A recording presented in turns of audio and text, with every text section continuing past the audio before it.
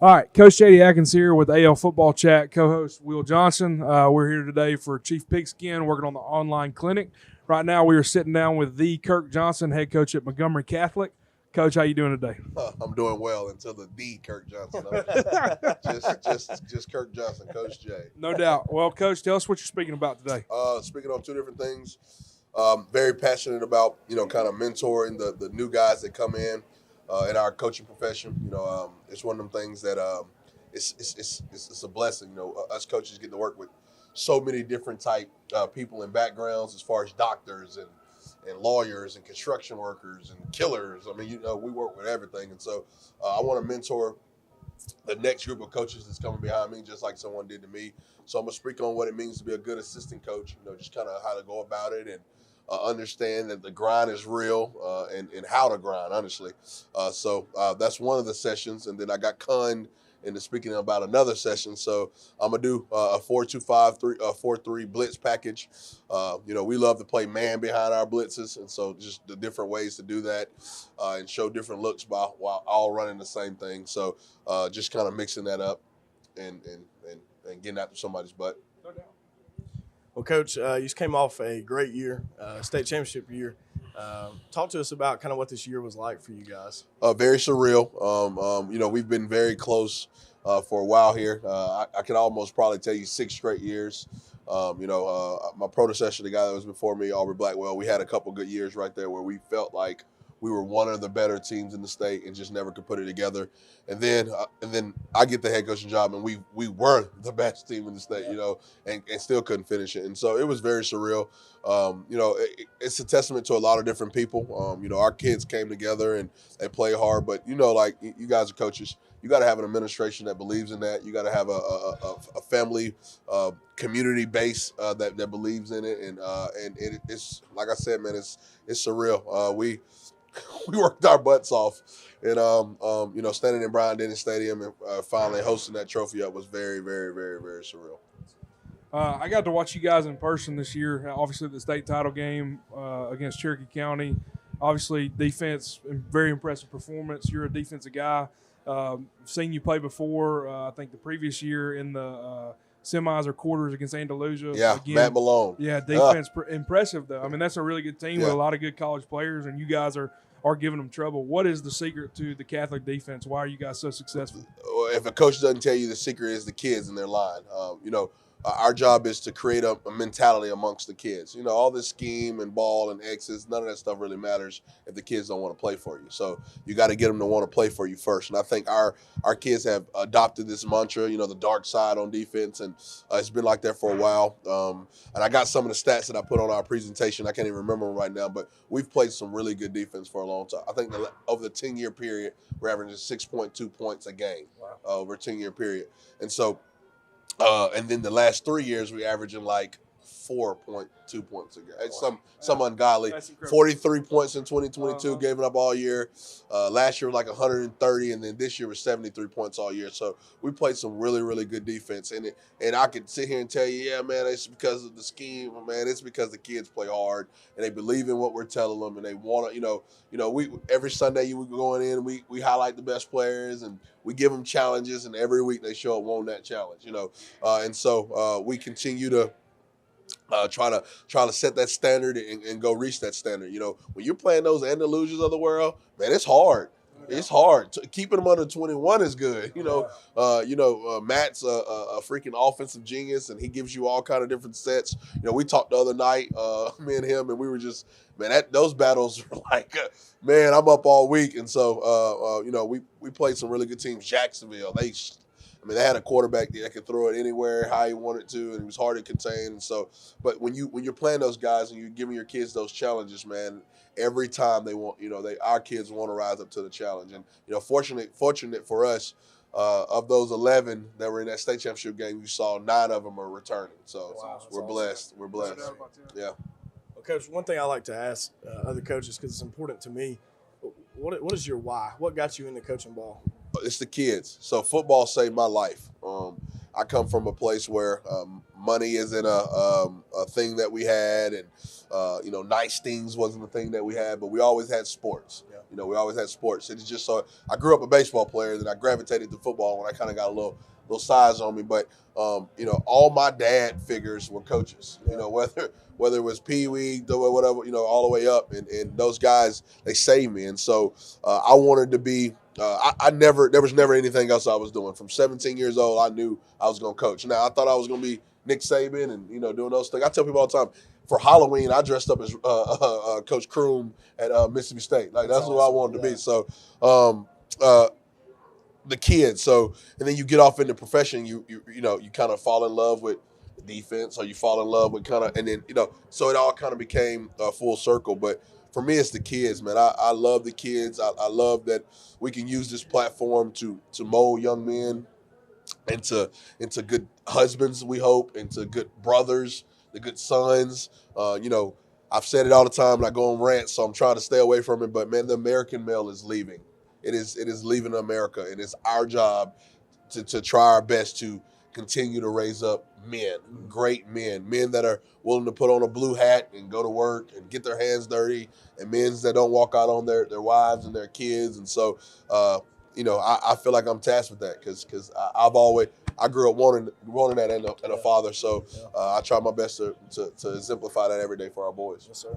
Now, a lot of people may not know this, but one of the biggest trees in the state of Alabama is the coaching tree that comes from Huntington. Come on, boy. I mean, it's insane. Come on. I've got a lot of friends that are on that tree. Come on. Obviously, you're on that tree. Yeah. Why is that? Man, so I tell people all the time, man, listen, I had 13 Division I offers out of high school. I know, crazy, right? 13 Division I offers, went to Stanford out of high school, and then ended up, they hired a guy named Pat Sullivan, and pretty much they were like, hey, we cutting your scholarship, right? So I was like, oh, God. So I don't know if you know, Stanford's very expensive, and I couldn't play that. So I ended up playing D3 ball, right? I'm looking at these people like, what? I will tell you this. The people in that building work harder than I've ever seen, because you got to take a guy who's not an athlete. Most of them are not athletes, and you got to make them go do something and do it at a high level. And so that's why so many great coaches come up out of there, because number one, in D3 football, you have to love it to play it. You're not getting full rides and scholarships. You might get a little academic money, but you have to love it. So number one, the people that are doing it love it. And then number two, they really truly had to dissect it and fall in love with the X's and O's and how to do the different things. And then they worked hard. In our program, we took 4 things that I thought at Huntington was very good. We're very family-based, very faith-based.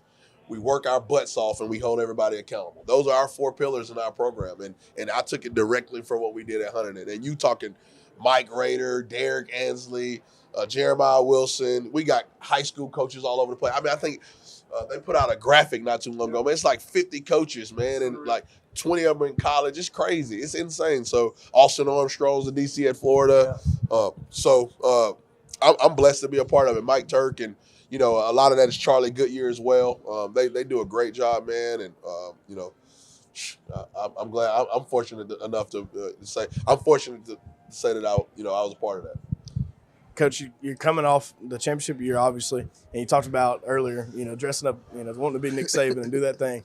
How are you going to get your guys to stay on that mountaintop? How do we look forward and stay on that level? I love that you asked that. I love that you asked that. So in 2021, we made it to the state championship. Yeah, 2021. And a guy told me, he said, everybody thinks the hardest thing is climbing that mountain. The hardest thing is staying up on that mountain. So we've prepared for this. Yes, we've prepared for this. We don't shy away from good competition. We don't shy away from wanting to continue to be the best. We sat here just a minute ago. We're playing Saraland. Yeah. Montgomery Catholic, 300 students is playing Saraland, and everybody has asked me, "Oh my gosh, y'all are playing Saraland," or "Oh my gosh, how do you feel about 5A?" And my reply is, go ask those schools how they feel about us. No doubt about that. Go ask them how they feel about us. And that's not a bragging thing. Yeah. That's not a cocky thing. We've created a brand that we feel we can go play with most people in the state. Mm-hmm. Of course, we don't have the Thompson numbers and the Enterprise numbers and all that. Yeah, I mean, that's comical, but we feel roughly our same size, we'll line it up with you. And that's going to be a big game for us in a big stadium, and some of the things we dreamed about. When we put McGill-Toolen on the schedule, 2 years ago, there's people in my administration like, what in the world are you doing? Yeah. Like, what are you doing? Well, we went 2-0 versus them, Yes, right? sir. You know what I mean? So there was times when we got a Beauregard on the schedule, and they were like, "Are y'all smoking?" You know, and so it's just the next step in the program. We can't say that we want to be this and we want to be this, and then we go, nah, man, we're gonna play blankety blank out of this town or whatever. Yeah. You know, no, I don't want to name nobody because I don't want to disrespect, Yes, but we feel like we have a good team, we have a good program. You'll find out, programs is what wins. It's not teams. No doubt about that. And so,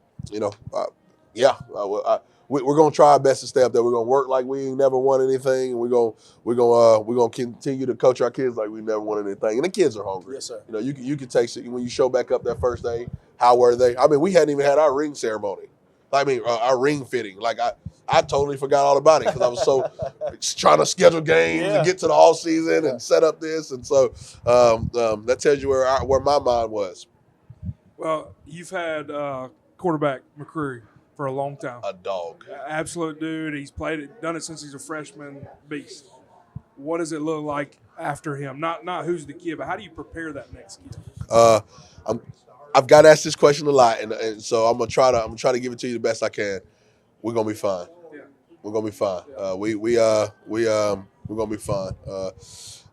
We have about 3 options. One of them I don't want him to play it at all because he's so dynamic with the ball out in space. He would. That's what Caleb would have been if he would have played his position. We have a young guy that's probably going. He has an opportunity to break every single record Caleb set. He's very talented. He hadn't lost a game since he's been in a Catholic jersey as a 7th grader, and now he's coming on up. So we're gonna be fine. We just got to figure out how to continue to run the dang football. I tell people all the time, when you hire good coaches that I feel like I got one of the best O-line coaches in the state. I feel like I got one of the best OCs in the state. Our staff is phenomenal, man. Our staff is a lot of camaraderie. We hang out all the time. We joke all the time. And so that makes showing up and going to work a lot easier. When you work on staffs that aren't fun, you don't really want to be around there. Yes, And we all know what I'm talking about. So we're going to continue to that makes all that other stuff you just asked easy. It makes getting the quarterback to come on and grow and stuff like that. It makes it easy. Yes, sir.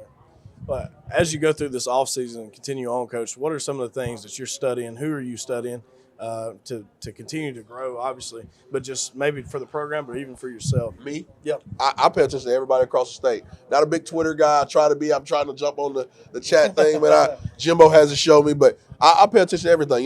Here a thing that I struggle with is all the social media stuff. But I love what a lot of people is doing. Moody has one of the best. Yeah. They always putting out content and different things. And so I just got to watch from afar. We're going to do what we do as far as X's and O's. Because if you try to pull here and pull here, you really don't have an identity. So we're going to do what we do. Of course, there's going to be something we like and we might, try to add it to our arsenal. But I pay attention to everybody, man. There's so many good ball coaches in the state of Alabama. Yeah. And I would tell you that 90% of them aren't even head coaches. Some of them, are guys that you're just looking at the little rural school, and he's doing a phenomenal job, and you're taking what he's doing and trying to add it to your boys. Yes, you got to continue to grow and adapt, but you got to stay firm in your foundation. I have said this 1,000 times.